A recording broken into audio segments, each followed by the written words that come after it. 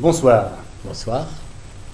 Dans le cadre des Nuits de la Lecture, la Maison de la Poésie Rhône-Alpes a le plaisir de recevoir un poète ami de longue date de la Maison de la Poésie, Mohamed El Amraoui, pour la lecture d'un de ses derniers textes, un texte inédit, en français et en arabe.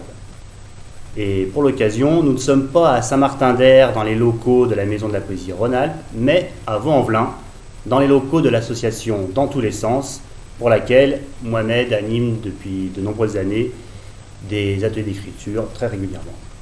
Bonne lecture à vous toutes et à vous tous.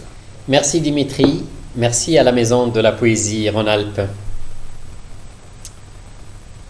كنت هكذا أقف صامتا فوق شرفة منزل جدتي الذي من طين وحجر يعلو التل مصبوغا بالجير الأبيض أحاول إدراك الريح والعطر الذي تحمله والحركات القاتمة التي تقيم في الشجر تصاحبها احتكاكات طفيفة لمواد لا ترى ومع ذلك تلدغ العين والهواء الذي يسكنها.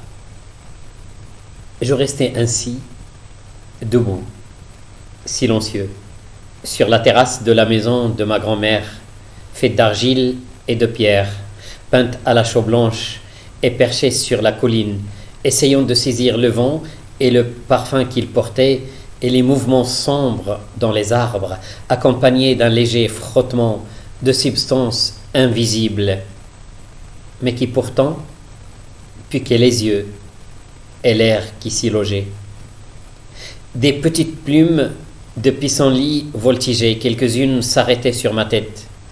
Et j'entendais mon père dire que Satan aime hanter ces filaments soyeux, et les touffes, les écumes et les coquilles. Et je voyais Satan s'insinuer subrepticement dans ma tête, et l'entendais rire dans les synapses et les cellules. Et depuis, un frisson de peur enfantine me parcourt chaque fois que je vois des aigrettes dans l'air, et quand les vagues se brisent et la mousse se balance d'une roche à l'autre, ou quand je mets prudemment mon oreille dans une coque et entends les masses d'air en résonance dire des choses secrètes, indéchiffrables et magnétiques. Et je me trouve jeté loin, dans une terre lointaine, inconnue, et j'entretiens alors avec les éléments de la nature un lien toujours prêt à se défaire, dans un autre lien prêt à se défaire, dans un autre encore à l'infini, quand le solide devient liquide, et le liquide devient gazeux, et le gazeux devient énigme effrayant, comme un dieu grec trouant la couche d'ozone, et j'y reste moi, questionnant ce qui les rend au moins plus proches des pulsions tapis au fond de ma nuit, maintenant, à 3 heures du matin, alors que je suis allongé comme d'habitude dans le lit, harassé par l'idée de la mort qui pourrait venir brusquement avec le vent. Puis, je souris, me demandant comment ma grand-mère analphabète a pu savoir que le vent pourrait apporter la vie ou la mort, et que l'ange Azraël commençait d'abord par grimper jusqu'aux genoux et se reposer avant de grimper encore jusqu'au nombril, puis se reposer encore et retirer l'âme de la gorge, et je ressens la luette enfler et glisser sur ma gorge et nouer mes cordes vocales. Puis, je me précipite vers la cuisine pour me convaincre que je suis encore vivant, et je souris en élargissant mon imagination pour voir Azraël avec sa taille majestueuse poser sa main sur mon épaule me disant « Calme-toi, calme-toi un peu et profite de ta journée. Ma grand-mère est morte et je ne peux maintenant lui demander pourquoi elle répétait toujours que la mort et la vie viennent avec le vent. Mais je sais intuitivement que cela doit être vrai. Le vent est comme la vie et la mort. Il ne se voit pas, il se sent ou ne se sent pas.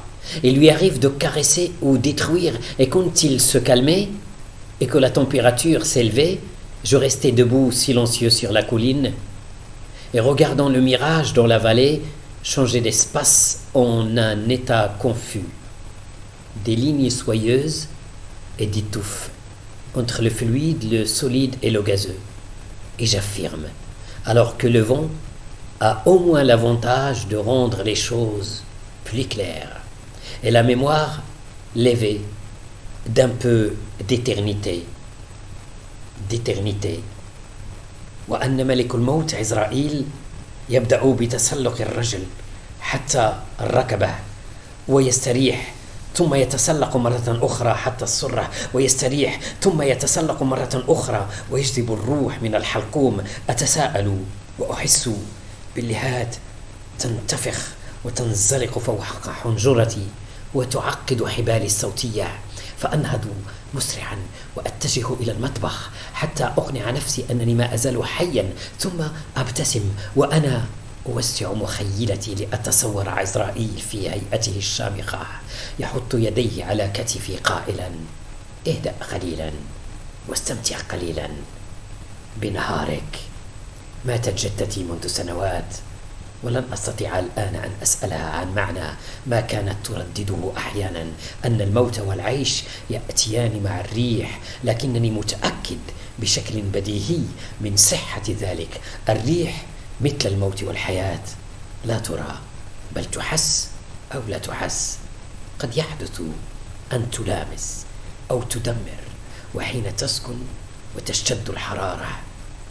كنت أقف مرة أخرى صامتا على شرفة التل وأرى السراب في الوادي يحول الفضاء إلى حالة مبهمة، والذاكرة تلبسها شيئا من الأبدية.